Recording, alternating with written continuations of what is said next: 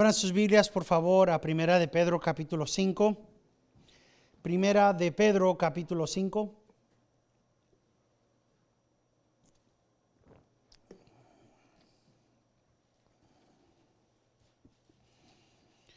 Empezaremos nuestro primer mensaje en una meditación en características cristianas. Digan esos 5 veces rápidas. Yo no lo puedo hacer. Primera de Pedro capítulo 5, versículos 5 al 14.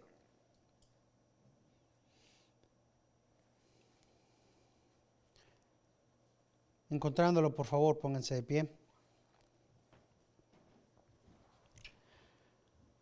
Leamos la palabra infalible e inerrante de Dios.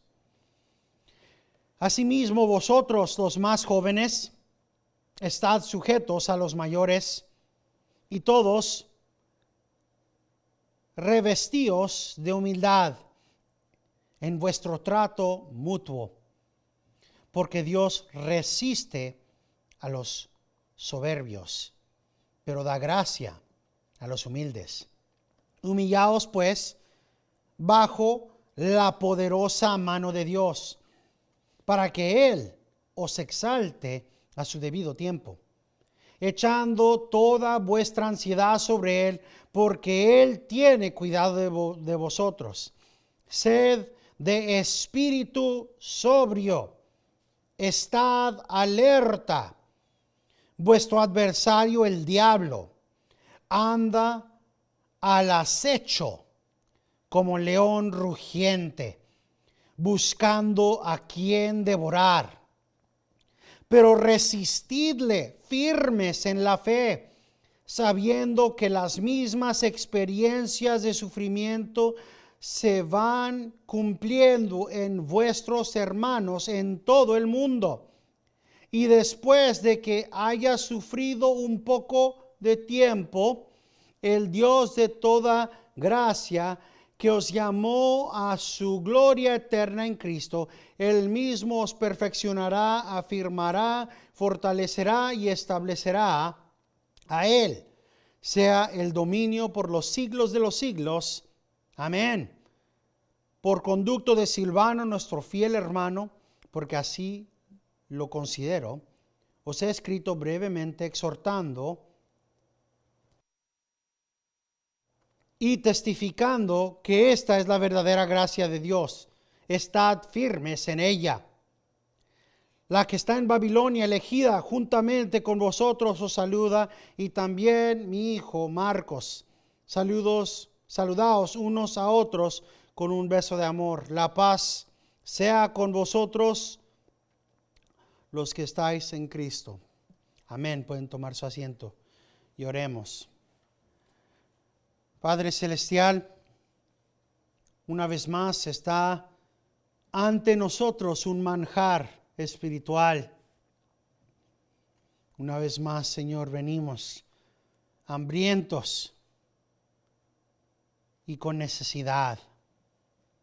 Aliméntanos, Señor. Danos discernimiento, Señor. Danos sabiduría, Señor. Ayúdanos, Señor, a aprender y a aplicar las realidades de tu palabra.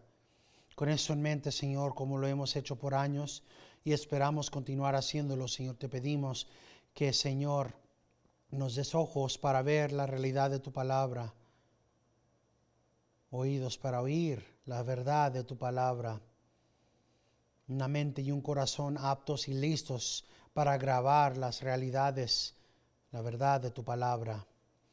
Señor, y una disposición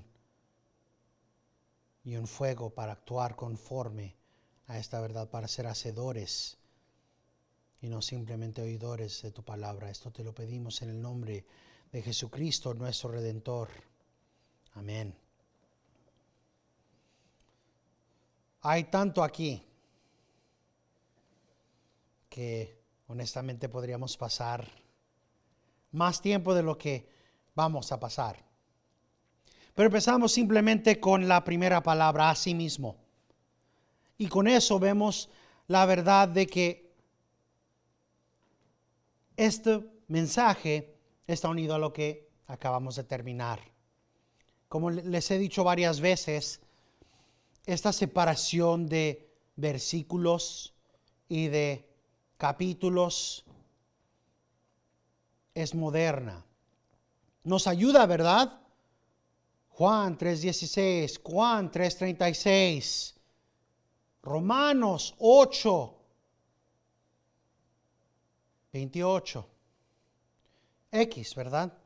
Pero a veces nos impide el entender que cada epístola, cada carta, cada libro es un mensaje completo. Igual, esto es un mensaje completo. Así que cuando empieza con asimismo, esta palabra es una palabra de transición. Nos lleva de hablar del liderazgo a hablar de todas las demás. Así que estamos hablando de los ancianos, de los líderes de la iglesia, a los miembros de la iglesia. He dicho varias veces que cada vez que veamos las escrituras, siempre hay solamente una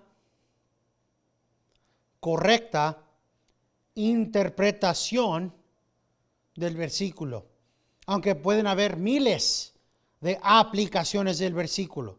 Así que quiero que entiendan que si hay una aplicación de este versículo, del versículo 5, a cómo se puede dirigir a los ancianos de la iglesia, a los líderes.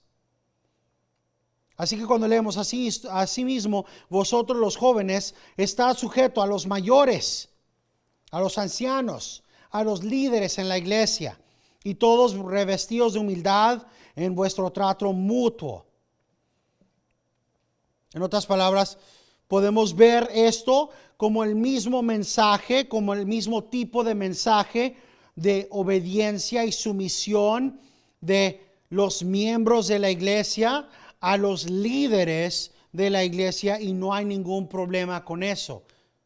Es parte del mismo tipo de aplicación que podemos ver. Porque la palabra de Dios llama a los líderes a vivir una vida que es digna de ser imitada. Como hablamos la semana pasada, honestamente, si el pastor no está viviendo una vida que es digna de imitación, entonces no es merecedora, no es digno, de el título de pastor. Y si hay un cargo, como vimos en Hebreos, de una iglesia, de los miembros de la iglesia, a someterse a los líderes, como aquí dice, los más jóvenes, los que son más inmaduros espiritualmente, y los miembros de la iglesia. Pero la realidad es que, fundamentalmente hablando, la interpretación, llegando a lo que Pedro está hablando aquí, ya está hablando de algo diferente. Ya no está hablando de los ancianos de la iglesia, ahora está hablando de la interacción de los miembros de la iglesia. Ahora está hablando de cómo está actuando los jóvenes con los mayores de edad. Y así dice, así mismo, ustedes los que son jóvenes, sean sumisos, estén sujetos a los mayores. Y me gusta el lenguaje que usa. Dice, y todos revestidos de humildad. Igual como en Hebreos, la característica de una iglesia fiel, de los ancianos fieles, es la madurez espiritual. Vemos aquí que estamos hablando primero de aquellos, de la interacción entre los maduros y los inmaduros. ¿Cómo tienen que actuar los inmaduros con los maduros? Y eso es importante porque tienen que hacerse la pregunta, ¿esto qué tiene que ver con lo que acabamos de hablar? Pedro, ¿qué estás haciendo? ¿Por qué de repente vas de hablando de los ancianos de la iglesia a de repente estás hablando de esta interacción de los jóvenes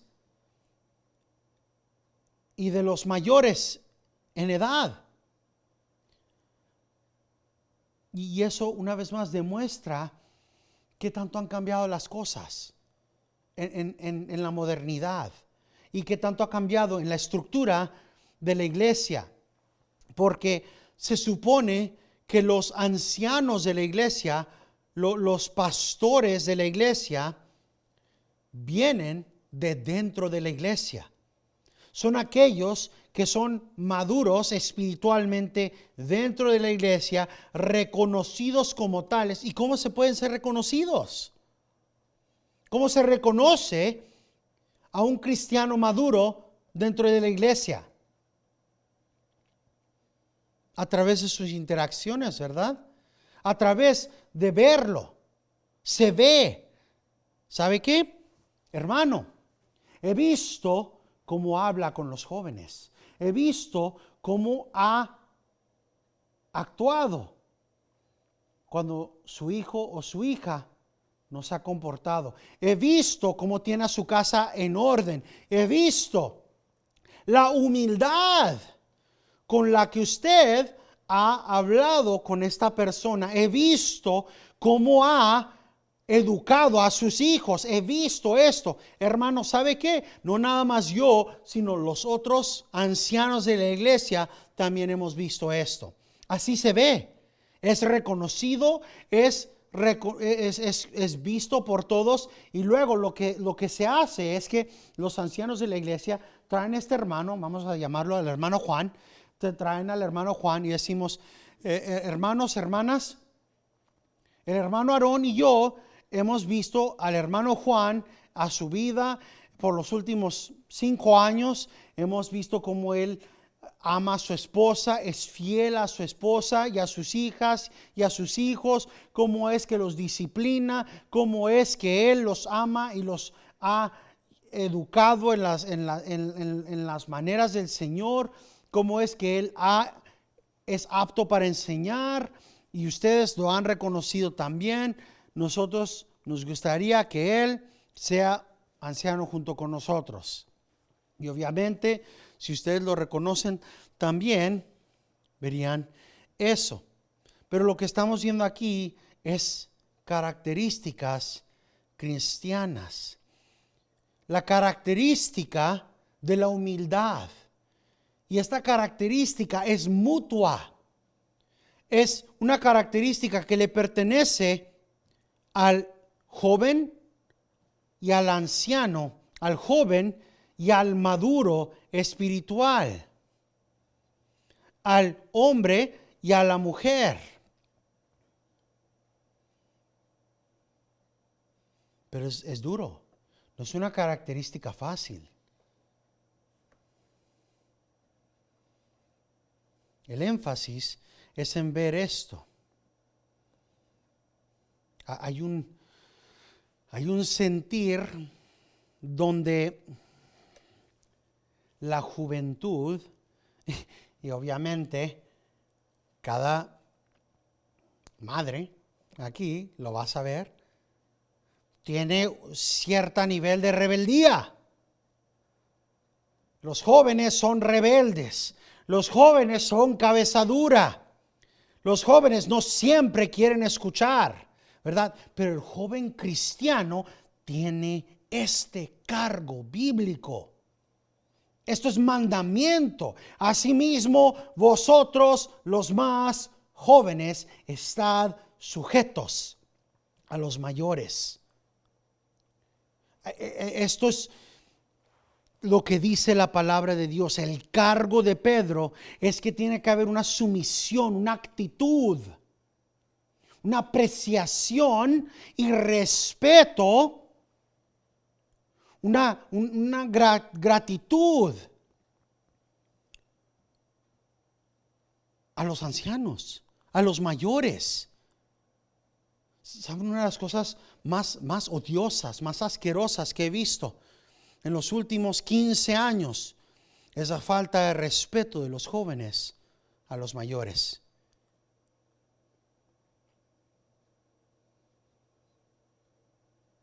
Honestamente, es desastrosa. Es desastroso ese cambio. Es una de las cosas más terribles. La palabra que usa la Biblia, cuando leemos en Deuteronomio, honra, ¿verdad? Honra a tu padre y a tu madre, ¿verdad? Pero si leen esa palabra y estudian esa palabra, una de las palabras que se puede usar que es sinónima con honrar es reverenciar. Reverencia a tu madre y a tu padre. ¿Cómo se ve eso? ¿Cómo se ve ese tipo de actitud? Ahora, tomen esa mentalidad de actitud, de respeto y de humildad, y eso es lo que estamos hablando aquí, cuando dice aquí Pedro que los jóvenes han de estar sujetos a los mayores, revestidos en humildad. Juan Calvino dice que aquí Pedro se refiere a los mayores en edad. Ya habiendo hablado previamente de aquellos que son ancianos en la oficina de pastor, ahora habla de la particularidad de edad. En corto, él dice a cada persona inferior en edad que obedezca el consejo de los ancianos, que sean aptos para ser enseñados y humildes, porque la edad de los jóvenes es inconsistente y requiere mordedera, como la de los caballos. Requiere mordedera, como la de un caballo. Igual como dijo Calvino, los jóvenes cristianos, y esto es abuelas, madres, padres, tenemos nosotros la responsabilidad de ir inculcando esto a la próxima generación. El cargo bíblico es ir enseñando la característica bíblica de ser enseñable y humilde.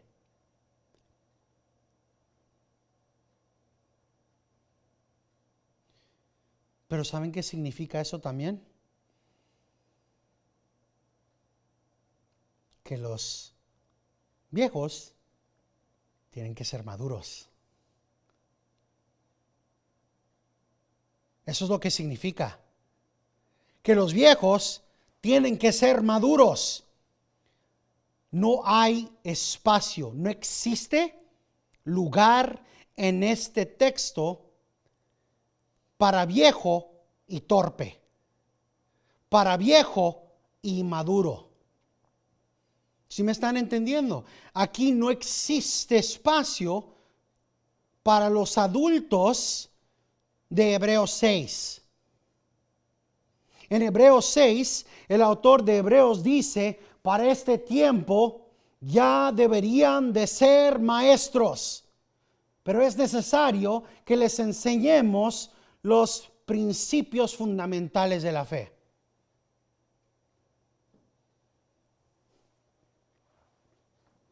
En otras palabras, en la manera más sencilla, para ser el tipo de mayor, adulto, anciano, digno de ser sujetado, digno, merecedor de tener a los jóvenes sujetos, sumisos, enseñables tienen ustedes que llenarse y ser maduros. Martín Lutero comparte ese sentimiento. Dice, Pedro, tendría tal orden en la iglesia cristiana que los jóvenes deberían de estar siguiendo a los mayores para que todos estén en armonía. Los que están debajo en sumisión a los que están por arriba de ellos. Si eso fuera ahorita enforzado, no necesitaríamos tantas leyes. Él lo haría de tal manera que los jóvenes estarían sujetos a la dirección y al entendimiento de los mayores. De tal manera que los mayores serían los mejores jueces para adoración del Padre. Pero aquí Pedro presume que tales ancianos ya han sido establecidos y educados por el Espíritu Santo. Porque si sucediera que ellos son ineptos, insensatos y van sin entendimiento, no puede salir ningún buen gobierno de tales personas. Porque si son tales personas falta de entendimiento, ¿cómo pueden gobernar a los jóvenes?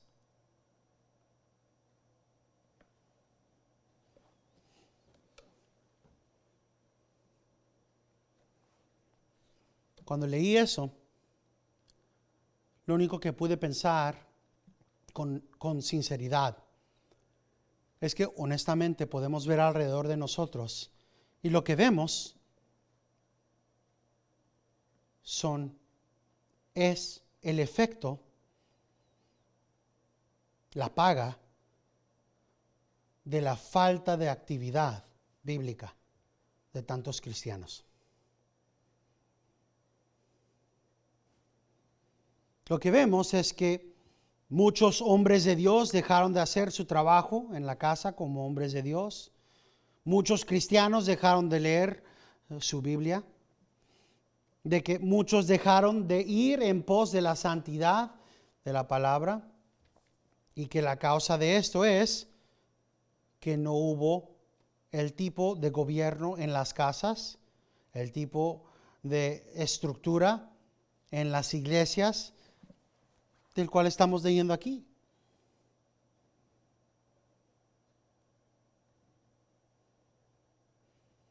Así que Pedro dice, vosotros los más jóvenes estad sujetos a los mayores y todos revestidos de humildad en vuestro trato mutuo. Jóvenes, estén listos para ser enseñados, sean listos y sumisos. Ustedes los mayores, sean maduros, vayan en pos de la madurez.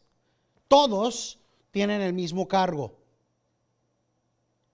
Vístanse, revístanse en humildad. La humildad es el enfoque aquí. Claro que sí, ¿verdad? El enfoque también es el ir en pos de la santidad. Pero como hemos estresado miles de veces, no hay esteroide bíblico. ¿Sí me entienden? No hay esteroide bíblico.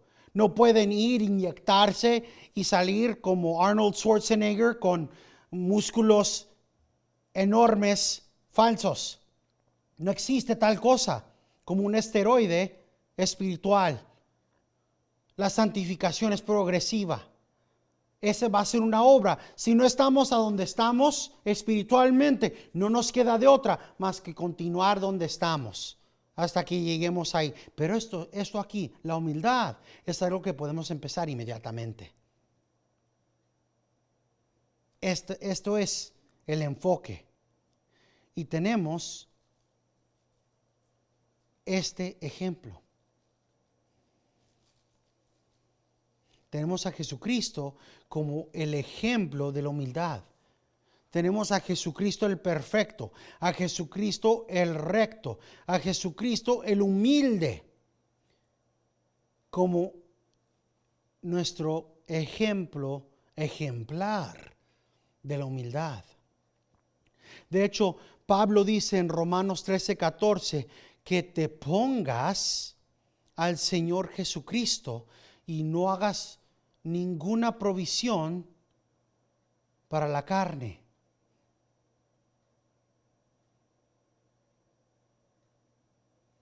Igual, Pedro dice lo mismo. Cristianos, revístete en humildad. Has de vestirte con humildad. ¿Sabes por qué? Porque la humildad es algo extraño, extranjero de ti. No es natural. Toma humildad para enseñar, sin tomar una disposición de dominación. ¿Sabes qué? Yo te voy a enseñar porque eres demasiado estúpido para saber cómo. No, así no se enseña a nadie. Vamos al ejemplo. ¿Qué tipo de maestro sería alguien mayor que le enseña a alguien joven así? Ven, torpe, déjame te enseño cómo la estás regando con el Señor. Mira, si no fueras tan estúpido y te pondrías las pilas bien. No, así no se habla, ¿verdad? Por eso, esto de revestir, da la imagen perfecta. ¿Ves que aquí está este jovencito o esta jovencita y no está haciendo bien? Y la imagen es el mayor se viste con humildad. En otras palabras, vas a ir a enseñar y te agarras el manto de humildad y te lo pones. Y con toda tu madurez y con el manto de humildad vas y dices, oye, vi lo que estabas tratando de hacer con todo el amor y respeto que pueda y con la experiencia que tengo de años. Me gustaría ayudarte. ¿Y saben cuál es la respuesta que Pedro está diciendo? ¿Tiene que tener el joven? La respuesta del joven no es, ¿sabes qué? Vete y déjame, hago yo. Este es mi caminar de fe. No, el joven agarra el manto de humildad, se lo pone y dice, sí, por favor, enséñeme. Dígame. Ese es la visualización que está diciendo. Revístanse todos de humildad en vuestro trato mutuo. Todos.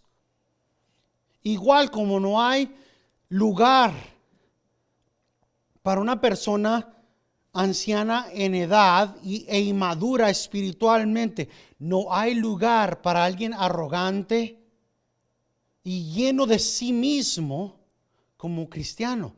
No hay algo tan completamente contrario como un cristiano arrogante. O sea, literalmente no caben.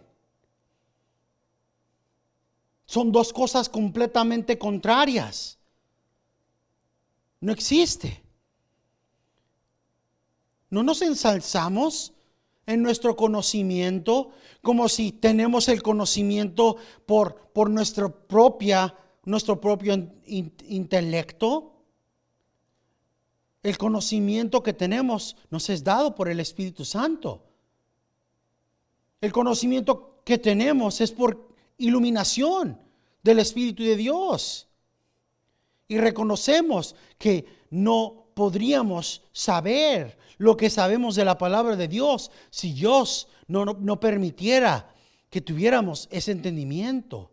No tuviéramos la fe que tenemos para haber sobreponido las dificultades en nuestra vida. si el Señor no nos hubiera ayudado. No hubiéramos podido pasar por lo que hubiéramos pasado si el Señor no nos hubiera cargado a través de ciertas dificultades. No tuviéramos la sabiduría para haber pasado por ciertas circunstancias de la vida cristiana. No hubiéramos tenido las victorias sobre batallas. Todas estas cosas y estas experiencias, no tenemos la fuerza en nosotros mismos para que al fin de todo no tenemos ningún lugar en el cual nosotros podemos decir, yo pude por mi fuerza. Y a base de eso, vamos en humildad diciendo, mi hermano, mi hermana, mi Señor me ha ayudado mucho. Mi Señor me ha hecho pasar por mucho.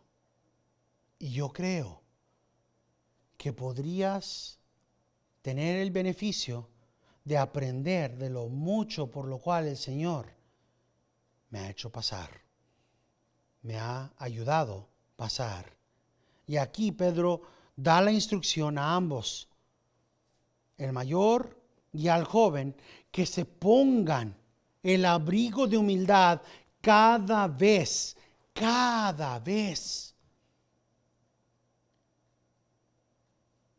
que estamos tratando mutuamente con nosotros. El mayor cuando está dando, educando, enseñando. El joven cuando está aprendiendo. Y esto tiene que ser enseñado en cada interacción. En cada interacción.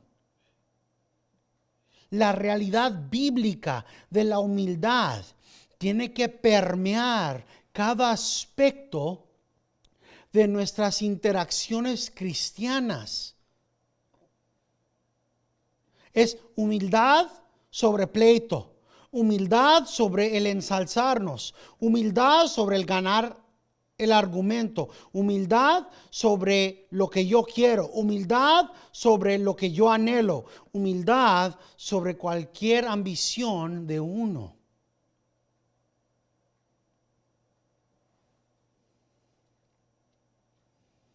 En Filipenses 2:3 dice Pablo, nada hagáis por egoísmo o por vanagloria, sino que con actitud humilde cada uno de vosotros considere al otro como más importante que a sí mismo. Esta es esa misma humildad. ¿Cómo actuamos los unos con los otros? No lo hacemos con egoísmo, no lo hacemos por vanagloria. ¿Qué puedo ganar?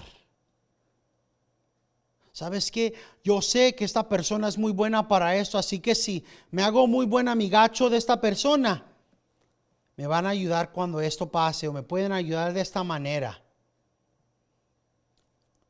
No es así.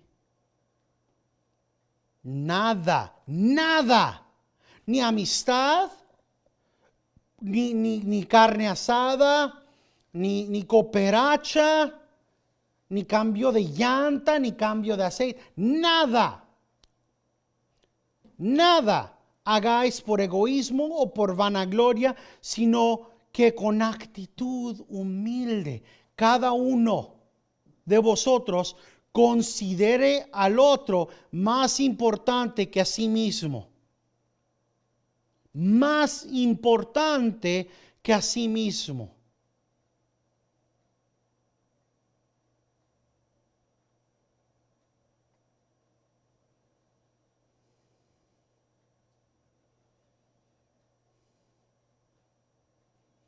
Es su día de descanso y timbra el teléfono y es el hermano X hablando. Es como la tercera o cuarta vez que habla y ya saben que está hablando porque es la tercera o cuarta vez que necesita que le presten la misma cosa. ¿Cómo responden? Agarren el manto de humildad, pónganselo una vez más y consideren a ese hermano o esa hermana más importante. Eso es como debemos de hacerlo. Debemos, ¿verdad? Pero es por eso que este versículo es tan difícil.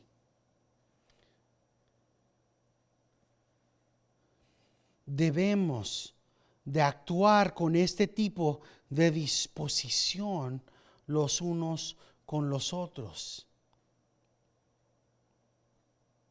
Igual como muchas de nuestras otras acciones, todas las acciones de nuestra vida cristiana demuestran qué tan contraculturales somos nosotros. No vivimos como el mundo, no actuamos como el mundo, no amamos como el mundo. Somos tan diferentes. El mundo es egoísta. El mundo se considera primero a sí mismo. El mundo quiere lo que es más importante para sí y luego después para los demás. Pero la palabra de Dios dice, considera más importante a los otros que a ti mismo. No es natural. No es natural a nosotros el ser humilde. El dar las riendas del dominio de nuestro propio mini reino. ¿Verdad? Pero eso es exactamente lo que somos llamados a hacer. Y es exactamente porque es tan extraño para nosotros que Pedro usa este lenguaje de revestirnos. Porque no es natural, no es piel, básicamente es ropa. Pero ¿saben qué? Llega el tiempo donde ese manto básicamente es uno contigo. Donde básicamente ese manto llega a ser parte de tu piel. Di el ejemplo de mi barba en el culto de la mañana, cuando prediqué esto. Hace como 1 año y medio me desperté una mañana y le dije a mi esposa, ¿sabes qué? Ya me cansé de esta barba, me la voy a quitar. Y ella me vio. No te la vas a quitar. No me la quito pues. Porque ya saben que la palabra de Dios dice que este cuerpo no me pertenece a mí, ¿verdad? Y me dice, y no es tanto que me importe mucho la barba, sino que ya llevamos años así. Ya así te reconozco. Nuestra hija lleva toda su vida que tú llevas esta barba. Si te la quitaras, no serías reconociblemente la misma persona. Y igual, es lo mismo con el manto de humildad. Tal vez este ejemplo no es lo mismo, ¿verdad? Pero es lo mismo. Si te pones ese manto de humildad, tantas veces, llega el punto, honestamente, llega el punto donde se te va a olvidar quitártelo. Va a llegar el punto donde se te va a olvidar quitarte ese manto. Ahorita, porque no es natural. Porque estamos en un estado donde la humildad no es tan natural a nosotros. Nos quitamos la humildad. Y cuando llega el tiempo, ¿dónde está mi manto de humildad? Que ya me tiene hasta... ¿Qué pasó, mi hermano? ¿Cómo está? Dios le bendiga. ¿Verdad? Pero llega el tiempo donde ya van años, que ese manto ya básicamente es parte de la piel de uno. Llevan años con ese manto Y porque no es un manto natural, es un manto sobrenatural, un manto espiritual, pueden ponerse otro manto del fruto del Espíritu: amor, gozo, paz.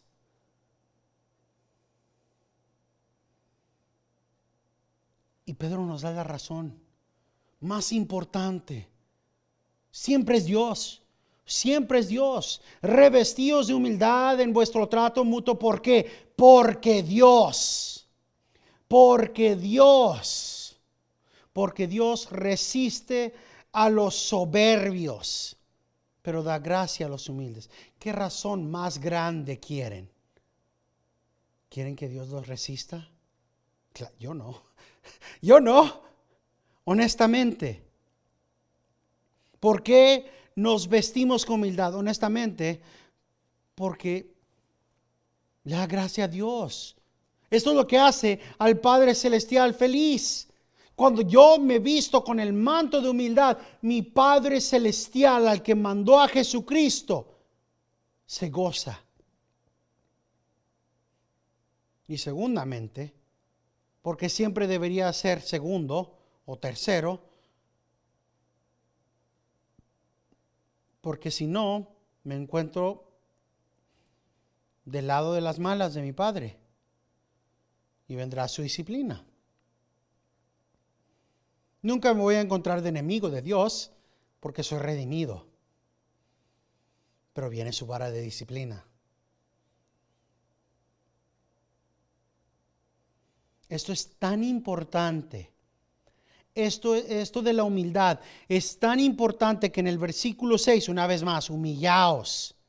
Humillaos pues bajo la poderosa mano de Dios, para que Él os exalte a su debido tiempo.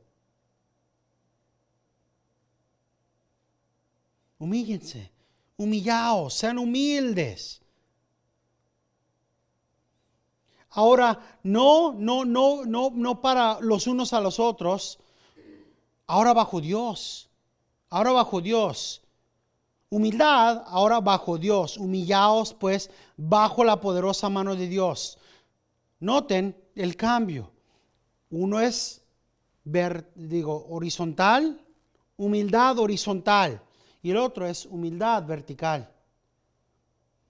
Entiéndanlo, siempre vamos a encontrarnos que afecciones verticales van a afectar nuestras interacciones horizontales. Si amamos a Dios, el amor a los hermanos va a ser más fácil. Si estamos humildes ante Dios, la humildad ante los hermanos va a ser más fácil. Así que, ¿cómo nos humillamos ante Dios? ¿Cómo se ve esto? Bíblicamente hablando, porque eso es importante, ¿verdad? ¿Cómo se ve la sumisión ante Dios? Es el humillarnos, el inclinar la rodilla ante la sabiduría de Dios, el ser sumiso ante la voluntad de Dios, el aceptar las vueltas y subidas, el valle, lo bueno y lo malo, la providencia de Dios, y confiar en Dios aún en medio de todo. Confiar en Él, en el pasar y el transcurso de nuestra vida, pasar lo que pase. Aun cuando eso tal vez pueda ser lo que no nos guste a nosotros personalmente. Aun cuando eso significa, como Job o como David o como Jeremías, dificultades por un tiempo en esta vida. ¿Cuántos años estuvo David corriendo, huyendo de la vida de peligro de su vida de Saúl? Tuvo que fingir estar loco. Tuvo que esconderse en una cueva. Hemos leído muchos de los salmos de cuando estaba huyendo. Buscan mi vida, quieren matarme. Tengo hambre. Estoy enfermo. No he dormido. Me siento morir. Pero verdad, lo leemos y como que, mira, no entra. entra por un oído y sale por el otro, ¿verdad? Así sucede, no nada más a ustedes. No es hasta que estamos meditando, y esto fue escrito cuando él estaba oyendo y meditamos, esto estaba pasando, y él escribió esto para darle honra y gloria a Dios, porque siempre termina él, honraré y glorificaré a Dios. Imagínenlo. Señor, aquí estoy en esta cueva, no he podido dormir, tengo una diarrea bien fea, no, estoy enfermo, me quieren matar, tengo fiebre, todos alrededor de mí dicen que voy a morir, todos alrededor de mí están diciendo que tú me has abandonado, pero yo sé, Señor, que estás aquí. 2 o 3 semanas después, Señor, otra vez aquí estoy. O Job, he perdido a todo. Jeremías, Señor, aquí estoy en el fango. Sumisión a Dios siempre va a tener la realidad del reconocimiento de que Dios está en control. Él es bueno, Él es bueno. Y venga lo que venga, Él siempre tiene lo mejor. Aunque no lo veamos, y más importantemente lo que le dará a Él gloria. Y nuestro trabajo es humillarnos ante Él. Y saben que tenemos una promesa, que Él nos exaltará en nuestro debido tiempo. ¿Cuándo es ese tiempo? ¿Cuándo? ¿Cuándo, Señor, nos exaltarás? ¿Cuándo? No sabemos, no lo sabemos. Puede ser que como Job, el Señor nos exalte de este lado de la vida.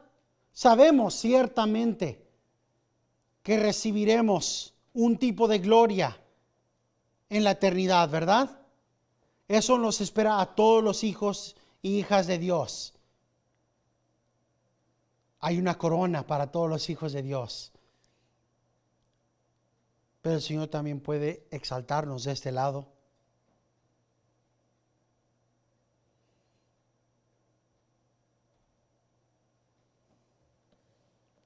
La gloria eterna de Dios se queda como un ancla cierta para ayudarnos a estar seguros aún en medio de cualquier tormenta de este mundo. Y esa sumisión ante el Señor es la más importante, es la que informa nuestra sumisión mutua, para que no importa cuánto tiempo tome, nuestra humildad, nuestra sumisión ante el Señor, la vertical, no cambie, no tiemble, no cesa. Con el reconocimiento. Y miren, esto es lo increíble. Vemos cómo es que el Señor siempre es fiel. Siempre, no es que los debe, ¿verdad? No nos debe nada. Pero aún así siempre nos da razón para ver gozo. Siempre nos da razón para ver esperanza. Aún aquí nos deja ver para que Él os exalte a su debido tiempo. Él no tuvo que darnos esa esperanza. Él pudo haber dicho, ustedes humíllense ante mí porque yo soy creador. Sin embargo, Él dice, yo os exaltaré en su debido tiempo. Él da esperanza porque es bueno. Cerramos con las palabras de Pablo en Romanos 15. Versículos 5 a 6. Y que el Dios de la paciencia y del consuelo os conceda tener el mismo sentir los unos para con los otros, conforme a Cristo Jesús, para que unánimes a una voz glorifiquéis al Dios y Padre de vuestro Señor Jesucristo. Todos los hijos de Dios dicen, amén.